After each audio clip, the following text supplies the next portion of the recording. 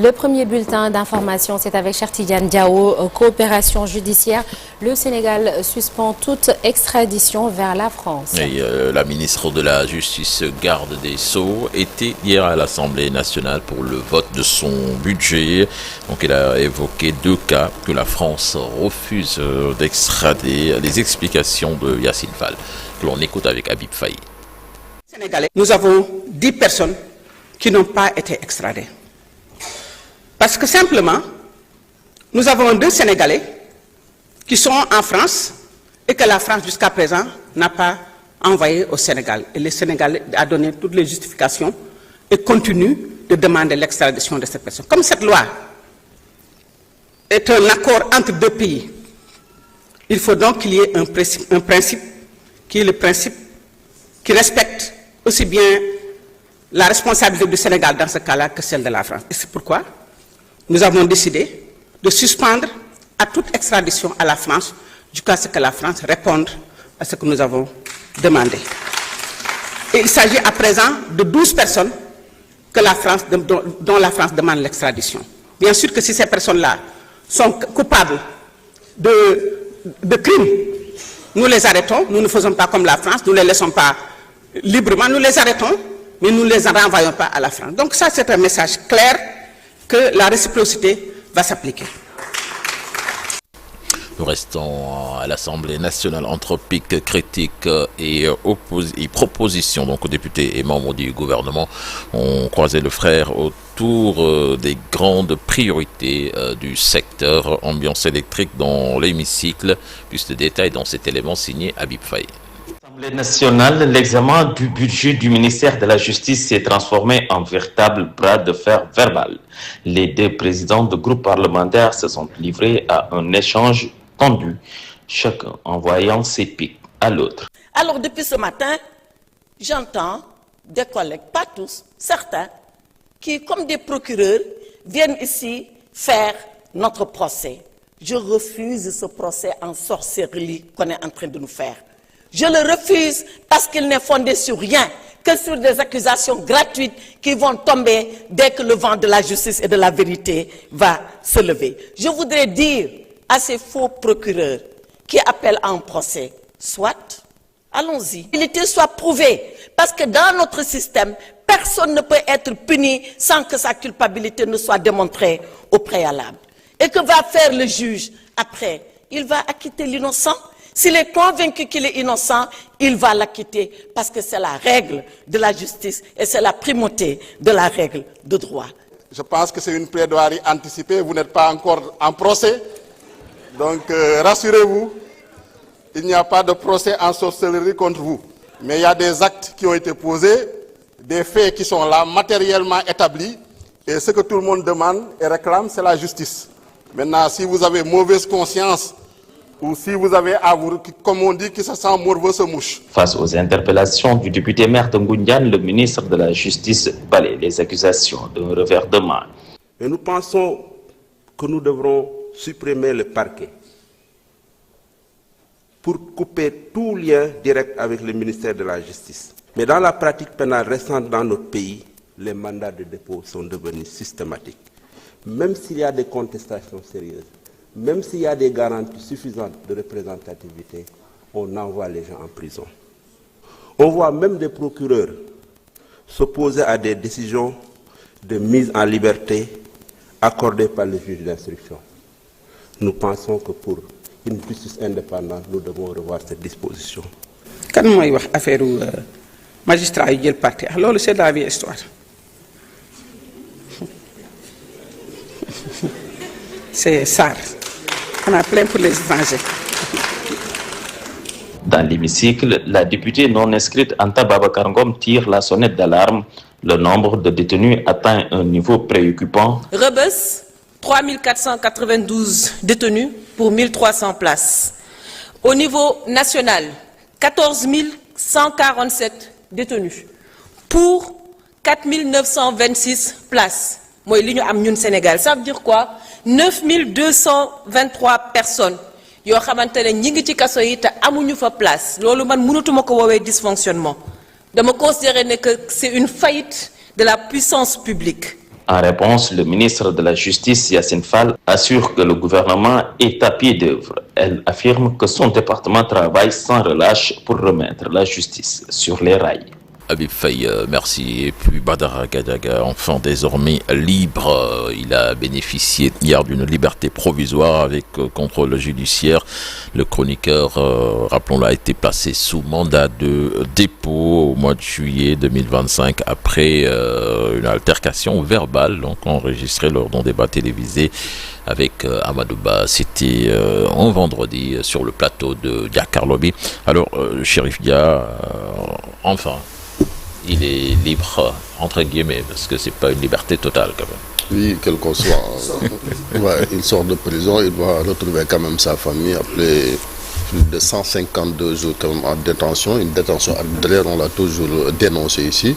Maintenant, le combat va compter avec ses avocats pour se débarrasser quand même de ce bracelet qui va aussi l'empêcher de vaquer à ses occupations. Parce que quand même, il y a des horaires qui lui ont été fixés.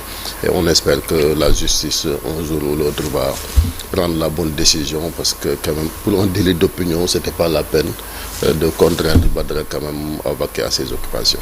Donc c'est prévu à 10h aujourd'hui, à 10h à Rebus, Badara Gadiaga, donc libéré de prison au Sornanat. Enfin. Et on poursuit l'actualité, cher, pour parler de ces couches et serviettes hygiéniques. L'ARP qui annonce la suspension de la commercialisation de la marque Softcare qui donc vend ses produits après la découverte de matières premières périmées. Une affaire extrêmement grave. Cette décision fait suite à une inspection menée dans l'usine de production située à Signa, c'est dans la région de Thiès. Selon le document adressé aux professionnels de santé et aux associations de consommateurs, des matières premières périmées ont été retrouvées dans le circuit de fabrication des produits destinés aux bébés, enfants et femmes. Une situation jugée suffisamment grave pour justifier un retrait immédiat du marché par mesure de santé publique. L'ARP précise que cette suspension restera en vigueur jusqu'à la mise en conformité complète du processus de fabrication afin de garantir la sécurité des utilisateurs. L'agence invite les professionnels de santé à relayer l'information auprès de leurs patients et à faire preuve de vigilance face à ces produits sur le Nata. Alors, toujours dans l'actualité, cher Tidiane, affaire CEDEPS au ministère de la Communication, la Cour suprême annule tous les arrêtés pris par le ministre. Une décision que le Conseil des diffuseurs et éditeurs de presse du Sénégal accueille avec satisfaction, y voyant une victoire pour la liberté de la presse et l'état de droit. Dans ce contexte tendu, Mamadou Ibra Kane, président du CEDEPS, revient sur cette décision et sur ses implications pour l'avenir du secteur médiatique. Il est avec Abdoulaye Diop. C'est une décision accueillie avec satisfaction par le Conseil des diffuseurs et éditeurs de presse du Sénégal. Après plusieurs mois de bras de fer entre le CEDEPS et le ministère de la Communication, la Cour suprême a finalement annulé l'ensemble des arrêtés pris par le ministère, jugés contraires aux textes en vigueur. Notre satisfaction, très grande satisfaction, et nous en félicitons toutes les entreprises de presse, tous les acteurs des médias qui nous ont soutenus pour qu'on puisse aboutir à ce résultat-là, pour que chaque fois le droit puisse être dit. Si vous vous rappelez, il y a eu une première victoire quand notre consoeur Aïssatou Diop Fall avait introduit une requête en annulation contre l'arrêté du ministre de la Communication portant cessation de parution et interdiction de diffusion de 381 médias. Pour le CEDEPS, il s'agit d'un tournant majeur dans la lutte contre ce qu'il qualifie de dérives et de restrictions visant la presse privée depuis plus d'un an. La Cour suprême a annulé ces deux arrêtés en ce sens qu'en aucun cas il n'a été défini de nouvelles procédures d'enregistrement des médias sous quelque forme que ce soit. Deuxièmement, en aucun cas au Sénégal, en l'état actuel de la législation, il n'est permis à aucune autorité administrative de dire qui a le droit d'existence en tant que média ou entreprise de presse. Une décision qui remet en cause la plateforme d'identification des entreprises de presse, la commission de validation ainsi que toutes les mesures prises sur leur base. Le ministre de la Communication, en son temps, avait sorti une liste de médias dits conformes. Une première liste, une deuxième liste, et on était même en attente d'une troisième liste qui n'est jamais sortie.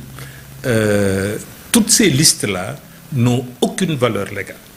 Le CEDEPS dit attendre désormais l'application stricte de la décision de la Cour suprême, convaincu que la justice reste le dernier rempart face à ce qu'ils appellent les excès du pouvoir exécutif, une bataille juridique gagnée, en attendant peut-être d'autres rebondissements.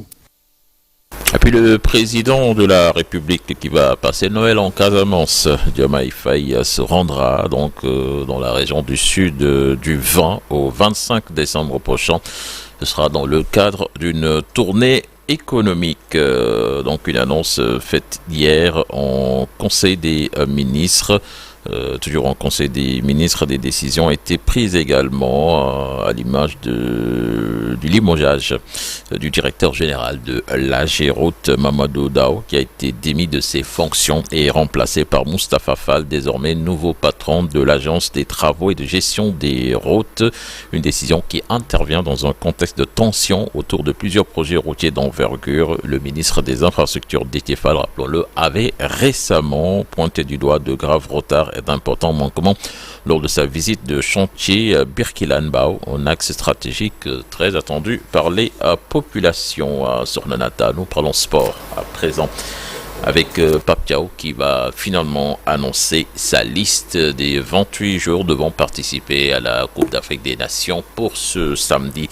Ce sera à partir de 11h. Certainement, nous y reviendrons avec notre invité, Bakary Cissé, membre du COMEX, qui sera dans Info Matin ce vendredi. À noter également ce match amical international qui a été annoncé hier par la FSF. Ce sera dans le cadre de la préparation pour la Coupe du Monde de football Sénégal-États-Unis qui se jouera pratiquement à la veille du mondial américain. Et puis, c'est cette histoire entre le ministère des Sports et le CNOS par rapport à la participation du Sénégal aux Jeux africains de la jeunesse en Angola. La délégation sénégalaise qui jusque-là était à Dakar est dans l'expectative. L'accord du ministère de la Jeunesse et des Sports n'est arrivé que dans la nuit du mercredi à jeudi, alors que le Comité national olympique et sportif révèle lui avoir transmis toutes les formalités depuis 2 semaines. Une réactivité tardive, source de polémiques et d'accusations que refuse d'entretenir le CNOS. C'est ce que nous allons voir dans ce sujet signé Cheikh Sadibou Diarra. Participation du Sénégal aux Jeux africains de la jeunesse Angola 2025, toujours en suspens. Le Comité national olympique et sportif sénégalais dégage ses responsabilités et évoque des lenteurs administratives. Depuis le 27 avril, le CNOS a envoyé un courrier au ministère des Sports pour leur dire que le Sénégal doit participer aux Jeux africains de la jeunesse. On n'a pas eu de réponse par rapport à ce courrier-là. Moi, le 12 septembre jusqu'au 20 septembre, j'étais en Angola. C'est après la réunion des chefs de mission au mois de septembre, nous avons ce qu'on appelle la plateforme. C'est la plateforme que les CNO, les comités nationaux olympiques, fassent les inscriptions. On a interpellé encore le ministère des Sports pour s'asseoir avec eux et discuter éventuellement sur la taille de la délégation sénégalaise. La dernière réunion que j'ai faite avec le ministère des Sports, on s'est arrêté avec 86 athlètes qui doivent partir aux Jeux africains. Technique du ministère au niveau du département de sport, ils ont fait la fiche, ils ont remonté la fiche au niveau du cabinet du ministre. Et depuis 2 semaines, avec plusieurs rappels, il n'y a pas de nouvelles parce que chaque fois on est dit on attend la validation, on attend la validation, on attend la validation. Jusqu'au 8 décembre, on attend la validation. Le secrétaire général du comité olympique a jugé nécessaire de faire un courrier au ministre direct. Et c'est hier que, voilà, au niveau du département de sport, qu'on m'informe comme quoi que la fiche a été validée hier. Sachant que 2 jours, il y avait la compétition qui avait commencé. Plus préoccupé par la préparation des jeunes athlètes sénégalais, refuse de nourrir toute polémique avec le ministère Moi, je ne suis pas du genre à dire que c'est la faute du ministère, c'est la faute du truc. On est des sportifs. Il y a un problème, on voit quelle est la solution pour que le Sénégal participe. Ils ont agi peut-être en retard, mais maintenant, il faut qu'on pense maintenant qu'est-ce qu'il faut faire demain ou après-demain pour amener le reste de la délégation des athlètes. Pour moi, c'est ça l'idéal. Pas de chercher à dire que c'est au tort ou pas tort. Ce matin, j'ai vu tout ce qui se passe. Mais l'important, ce n'est pas de tirer sur tel ou tel ou tel. L'important, c'est de comprendre la logique de cette compétition. 1, on prépare les Jeux Olympiques de la jeunesse. 2, les fédérations investissent avec leurs athlètes pour leur préparer pour l'échéance de Dakar 2026. Ce sont des jeunes athlètes qu'ils doivent encadrer, qu'on doit mettre dans les meilleures conditions de performance. C'est ça l'idéal, c'est-à-dire d'amener les athlètes dans les meilleures conditions de performance. Ils démarrer la compétition, ils peuvent démarrer le 14, ils peuvent démarrer le 15, il y a d'autres disciplines qui sont là. Au départ, c'était 12, etc. Et je pense qu'aujourd'hui, les autorités vont faire le nécessaire au moins pour amener le reste. Le départ de la délégation sénégalaise pour Angola est toutefois loin d'être acté. Que le ministre signe la fiche, maintenant qu'est-ce qui reste? C'est le ministère de la partie opérationnelle, logistique. C'est-à-dire que c'est l'achat des billets, c'est les blousons pour les athlètes, c'est informer les fédérations pour leur dire quels sont les jours de départ des fédérations. Et nous, c'est là où on rentre encore en jeu pour la planification des départs, les sites où doivent loger les athlètes, arriver sur Luanda. Et d'habitude, on part avec un agent du ministère ou bien les chefs de mission partent en avance pour accueillir les délégations qui arrivent, pour bien les installer. Tout ça, c'est pour dire encore que nous avons travaillé avec les fédérations. On a anticipé sur 2 choses, sur les carnets de vaccination, on a anticipé sur les autorisations parentales, on a anticipé sur les athlètes qui sont loin au niveau du Sénégal, on a anticipé sur les passeports. Tout ça, ça a été travaillé en amont avec le ministère des Sports. Mais là où je vous parle, je ne sais pas le plan de vol, comment ça se passe. On ne parle pas des équipements que les athlètes vont porter, parce qu'il y a l'image. Et le 13, il y a aussi la cérémonie d'ouverture.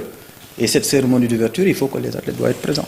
Les Jeux africains de la jeunesse en Angola, c'est du 10 au 20 décembre prochain.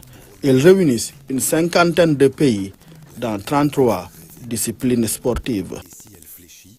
Cheikh Sadibou Diarra, en tout cas le ministère des Sports, dans un communiqué sorti hier, a dénoncé cette attitude du CNOS qui intervient dans un contexte marqué par la demande de Madame la ministre de la Jeunesse et des Sports de procéder au renouvellement du mandat du CNOS qui arrive à expiration à la fin du mois de décembre 2025, ceci conformément à sa démarche d'instaurer une gouvernance exemplaire dans les associations sportives qui commencent par le respect des mandats.